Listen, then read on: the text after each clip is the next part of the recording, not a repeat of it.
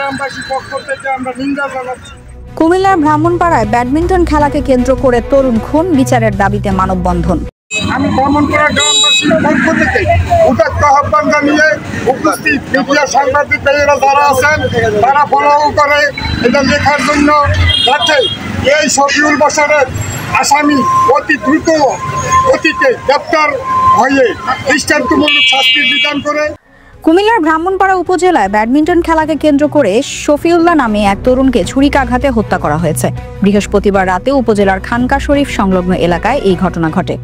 স্থানীয়দের বরাতে জানা যায়, ব্যাডমিন্টন খেলাকে কেন্দ্র করে ব্রাহ্মণপাড়া সদরে ডাব বিক্রেতা এরশাদ মিয়ার ছোট ছেলে সানাউল্লাহর সঙ্গে একই এলাকার জহিরুল ইসলামের ছেলে হৃদয়ের বাগবিতণ্ডা হয়। এক পর্যায়ে হৃদয় সানাউল্লাহকে চড়থাপ্পড় দিলে সানাউল্লাহর বড় ভাই শফিউল্লাহ কয়েকজনকে সঙ্গে নিয়ে বিষয়টি জানতে যান।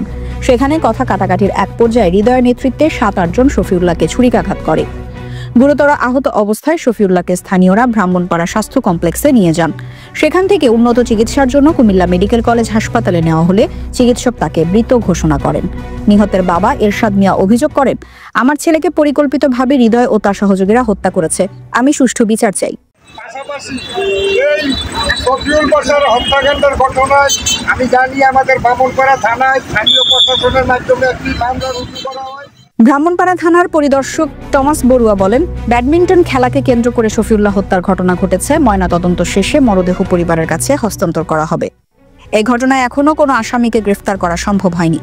নিহতের বাবা 12 জানুয়ারি স্থানীয় লোকজন ও মোশাররফ কলেজের শিক্ষার্থীদের নিয়ে মানববন্ধন করেন।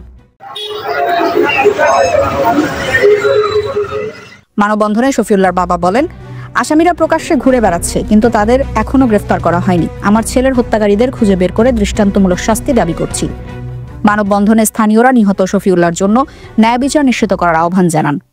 শফিউল্লাহকে মেরে ফেলার দীর্ঘ অনেক দিন হয়ে যাওয়াতে কোনো আসামি অ্যারেস্ট না হওয়াতে শফিউল্লাহর বাবা এবং ব্রাহ্মণপাড়াবাসী এই নিয়ে এক বিশাল মানববন্ধনের ব্যবস্থা নেন এবং সেই মানববন্ধনে উপস্থিত ব্রাহ্মণপাড়ার সর্বোত্তরের জনগণ একত্রিত হয়ে মানববন্ধনটা করেন।